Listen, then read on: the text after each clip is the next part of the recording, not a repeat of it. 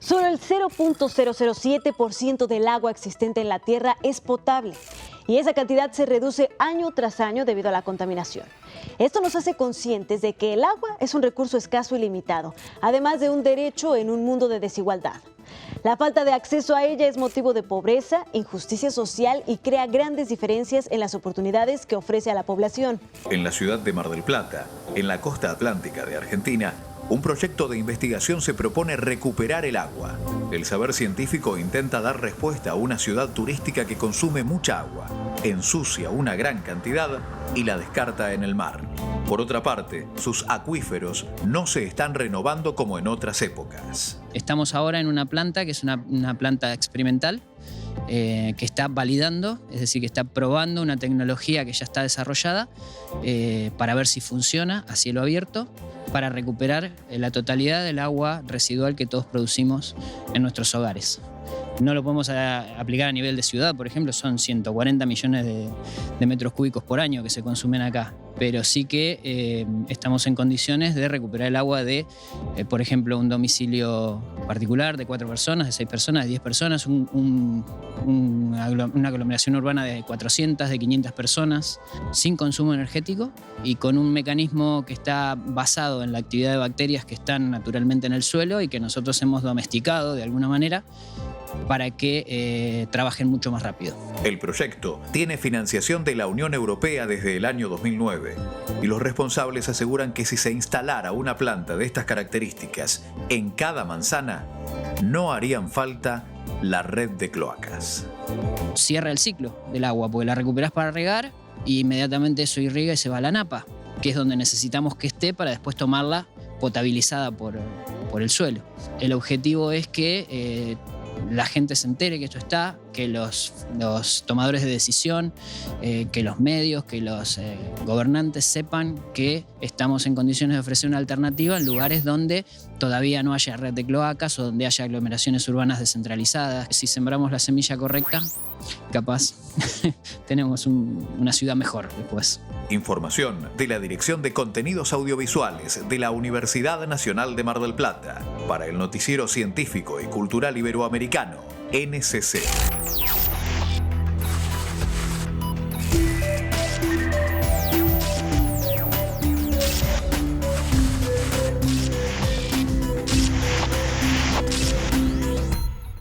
Hola, yo soy Ana Cristina Olvera. Y yo, Iván Carrillo, bienvenidos a En Paralelo. El agua, lo sabemos, es el elemento fundamental para la vida, por lo menos como la conocemos en la Tierra, Iván. Y cuando se trata de los seres humanos, esta tiene que tener características muy particulares. Por ejemplo, tiene que ser agua dulce y además tiene que tener condiciones de potabilidad. El agua sin duda representa el recurso por el cual ya se ha dicho que podría haber conflictos en un futuro, de hecho ya existen, y además es un derecho fundamental de los seres humanos. Hay que garantizar su distribución. Un dato interesante, Iván, que nos ayuda a dimensionar cuánta agua se necesita, es que el ser humano promedio consume entre 20 y 50 litros al día. Imagínate eso multiplicado por los 7,000 millones de habitantes que somos. Sin duda nos debe de llevar a una reflexión en torno a nuestro consumo, a la conciencia, al impacto que ese consumo tiene en el volumen de agua del mundo, y también me parece que las autoridades deben de reflexionar y diseñar políticas públicas para garantizar el acceso a este líquido vital. Y además las industrias tienen que evolucionar a procesos en los cuales no se contamine el agua para producir los diferentes insumos que utilizamos en nuestra vida diaria, porque una crisis del agua podría ser fatal. Ya lo estamos viendo en Sudáfrica, donde pues tienen verdaderamente los litros contados. Y esto no es la primera vez que sucede. Una de las teorías por las cuales se cree cayó la civilización maya es por la mala distribución del agua. Cero, sí. El cero es uno de los grandes inventos de una civilización que habitó desde la península de Yucatán hasta la costa del Pacífico en los actuales países de México, Guatemala, Belice, Honduras y El Salvador. Los pueblos mayas destacaron por su escritura, uno de los pocos sistemas plenamente desarrollados del continente americano. También por su arte, arquitectura, astronomía y ecología. Nuevos descubrimientos han dado una idea de la dimensión de dicha cultura. Descubren una gigantesca ciudad maya en la selva del Petén, Guatemala, mediante imágenes digitales en tercera dimensión. La ciudad de Tikal era muchísimo más grande de lo que se pensaba, con una población aproximada de 10 millones de personas. Prácticamente la historia se reescribe con este descubrimiento del nivel cosmopolita que la civilización maya llegó a alcanzar. Es un viaje inédito al pasado, a una civilización que tras el nuevo hallazgo puede ser comparada con antigua Grecia. Escondida bajo la densa selva del norte de Guatemala, descansa una megaciudad, la cual consta de 60,000 estructuras individuales y una red de carreteras que conectan ciudades erigidas hace más de 1000 años.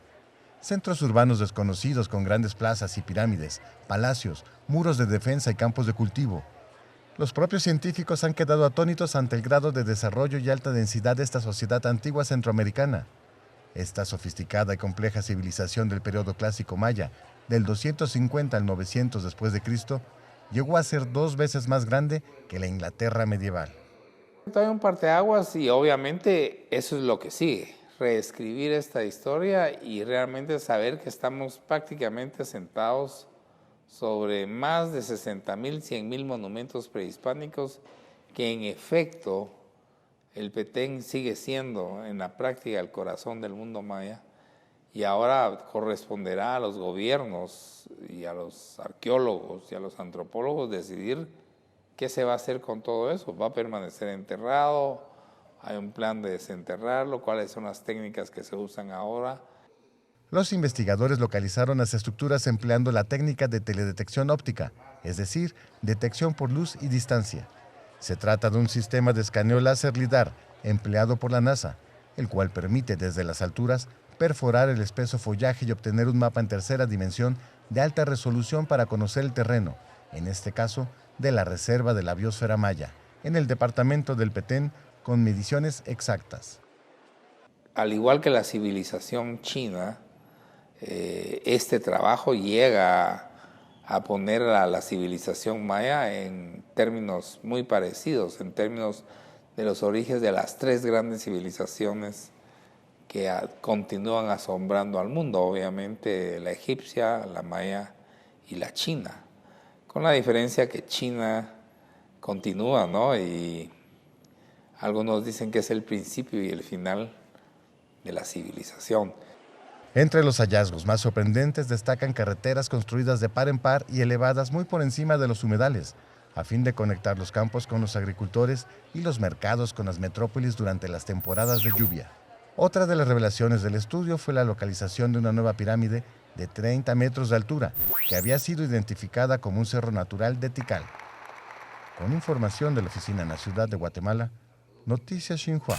No sé si alguna vez has tenido la oportunidad de ver una fotografía satelital de esta región conocida como el Petén entre México y Guatemala. Es impresionante. Sin duda, esta tecnología que nos permite tener vistas desde el espacio de la Tierra nos ha permitido pues hacer manejo de los recursos, nos ha permitido conocer el territorio nacional y pues ha sido un desarrollo muy reciente de las últimas décadas. Pero fíjate que hoy nuevas tecnologías, la tecnología conocida como LIDAR, se asoma a ver lo que hay debajo de esa epidermis terrestre, por ejemplo, edificaciones antiguas, pues antes vedadas a la vista.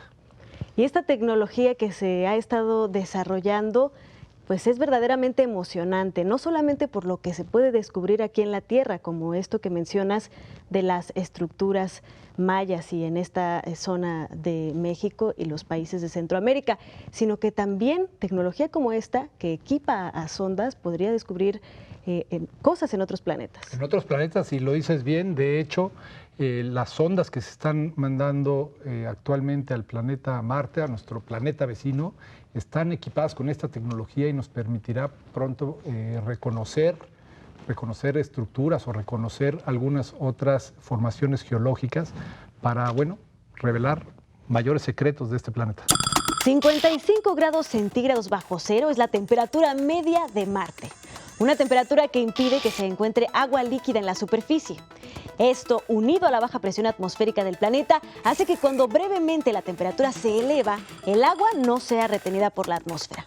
Se cree que esto no siempre ha sido así y que en un pasado existieron ríos y lagos sobre la superficie.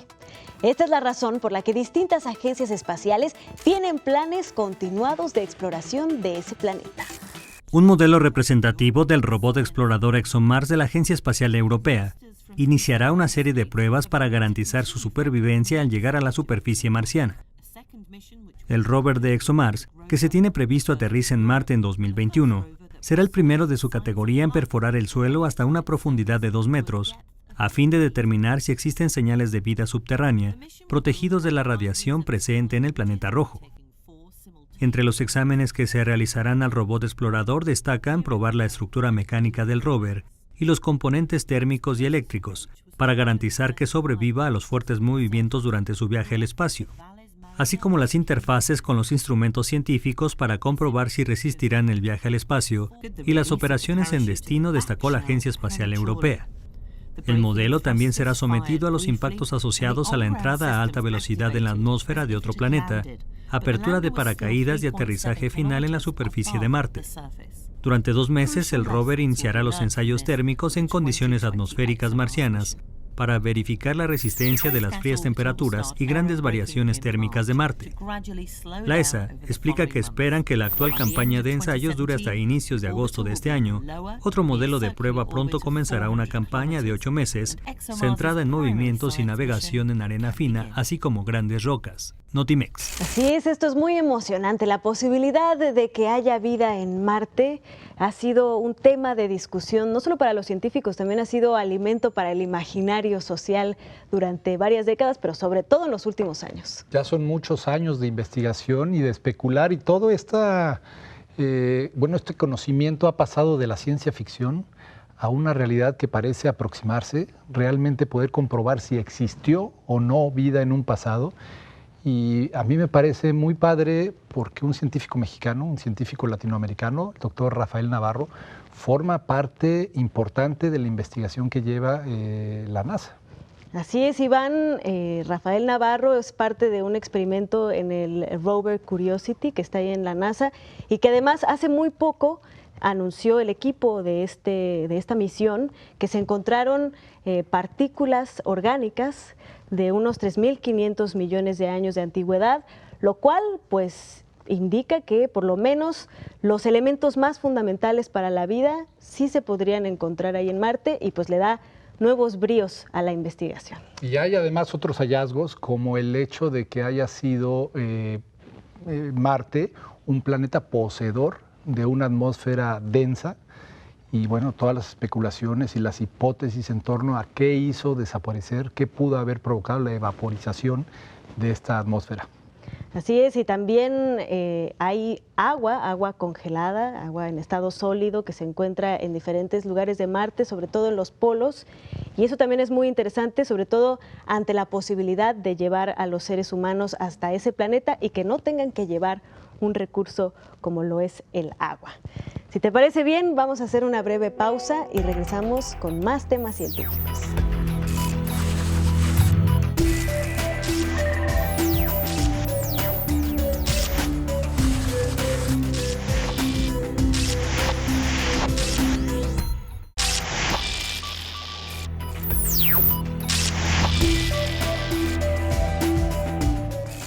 Uno o 2 grados de temperatura pueden ser suficientes para diezmar un arrecife coralino. Bajo estas circunstancias, los tejidos de coral revelan el blanco de sus esqueletos. A esto se le llama blanqueo de coral y es una de las muchas amenazas que sufre este ecosistema tan importante para la vida de los mares. Hoy en día, un gran número de arrecifes están amenazados en Iberoamérica y grupos ecologistas luchan por protegerlos. Un mensaje de la ONG Greenpeace para los empleados de la petrolera francesa Total. Funcionarios, no dejen que su empresa destruya los corales de la Amazonía. La ONG ambientalista advierte que un banco de coral descubierto en la Amazonía en 2016 corre peligro ante proyectos de la petrolera. Esta protesta pacífica frente a la sede de Total en Brasil, aquí en Río de Janeiro, es para exigir una vez más que la empresa abandone sus planes de explotar petróleo en la desembocadura del río Amazonas, muy cerca de los corales de la Amazonía, un bioma único, intacto, recién encontrado para el mundo y que ya está amenazado. El Instituto Brasileño de Medio Ambiente rechazó esta semana un estudio ambiental de Total para buscar petróleo en la desembocadura del río Amazonas, y amenazó con poner fin al proceso de autorización si no obtiene garantías sobre el impacto de la prospección en la barrera de coral. Nos referimos con el concepto de calentamiento global al incremento de la temperatura que se ha dado en los últimos años de forma alarmante y que además, a pesar de que hemos establecido metas, pues parece que no están cumpliendo. Es una preocupación cada vez más grande.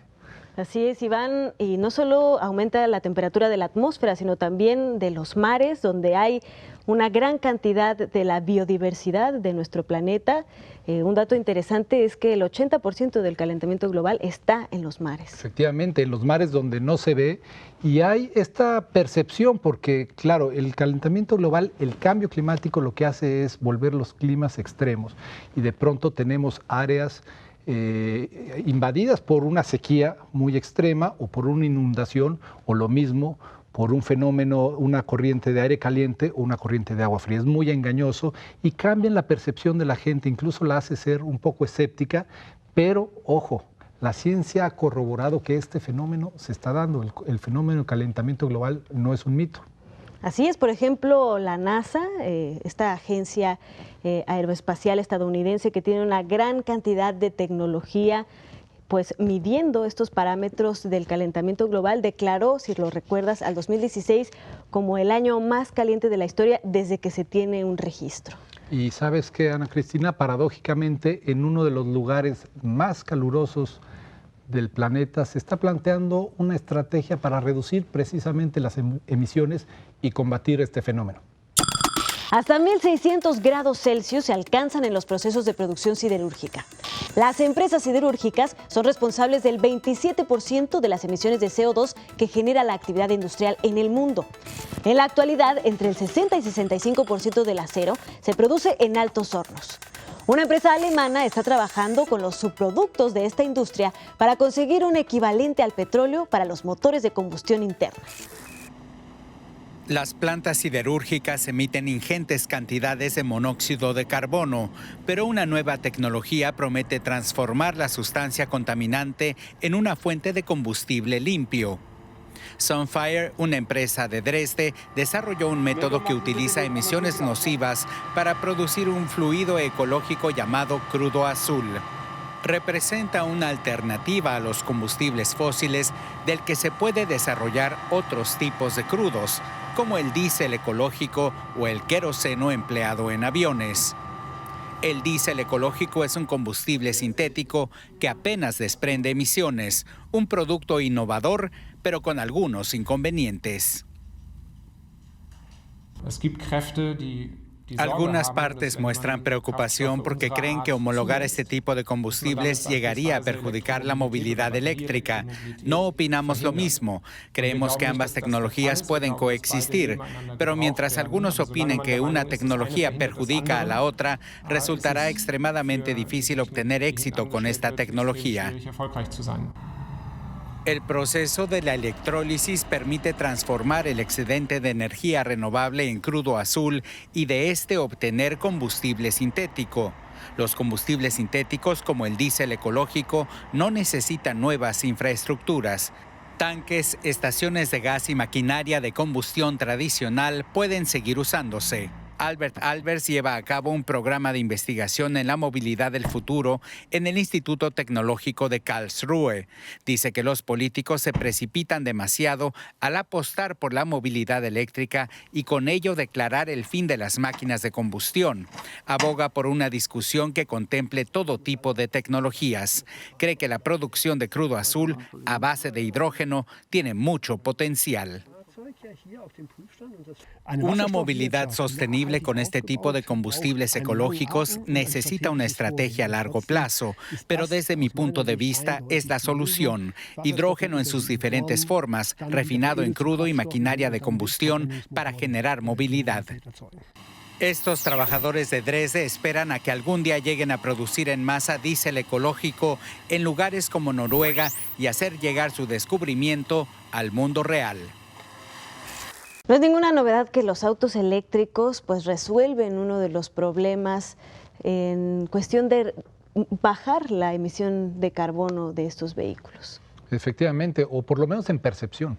Se llega a creer que al ser eléctricos pues contaminarán menos, pero hay otros asuntos a considerar. Uno, la producción de ese auto, saber si es cero emisiones, y dos, si esa energía eléctrica, porque hay energía eléctrica contaminante, eso hay que recalcarlo, la energía eléctrica per se no está libre de hacer emisiones, entonces saber si es cero emisiones la energía eléctrica que alimenta ese automóvil es muy importante. Sin duda es un problema fundamental, sobre todo por la cantidad de personas que habitamos las ciudades, la cantidad de automóviles que circulan actualmente en las grandes ciudades del mundo.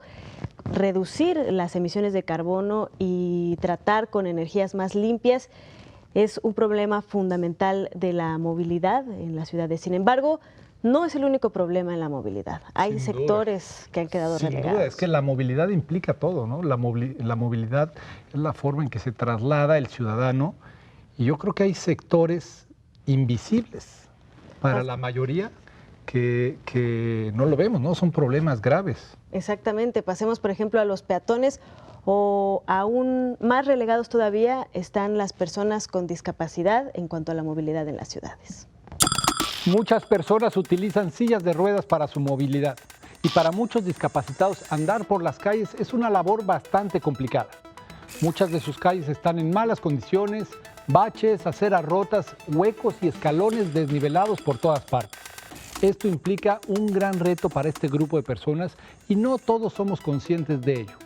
La siguiente iniciativa intenta hacer conciencia del problema de movilidad de este colectivo en la ciudad. Un rally en silla de ruedas se realizó en la ciudad de Buenos Aires para generar conciencia sobre la necesidad de contar con mayor accesibilidad para personas que, por tener movilidad reducida, a diario deben convivir con barreras arquitectónicas que obstaculizan su paso en calles y veredas. El singular evento bajo el nombre Ralidad se realizó en la Plaza Jusaí, en la zona altamente transitada de la capital. En su 12ª edición, la iniciativa se realizó bajo la consigna Ponerse en el lugar del otro, e incluyó un recorrido en silla de ruedas en el que participaron personas con y sin discapacidad para generar conciencia sobre el derecho a la accesibilidad. La experiencia es muy difícil, lo que hace que la gente en silla de ruedas no salga, y ese es realmente lo que queremos combatir en el largo plazo. En general la gente discapacitada se queda en la casa, no sale por no enfrentar semejante hostilidad. El evento contó con la presencia de Mariana Gallo, miembro de la selección argentina de remo paralímpico, y Sofía Bernasconi, representante nacional de natación adaptada, como madrinas del evento. Y me ponía un poco nerviosa porque no sabía cómo accionar. Aparte es difícil andar en silla de ruedas como cuando nunca la usaste, porque me iba de costado, tenés que tener mucha fuerza, me agitaba. Pero bueno, está buena la experiencia y vivir lo que otros viven.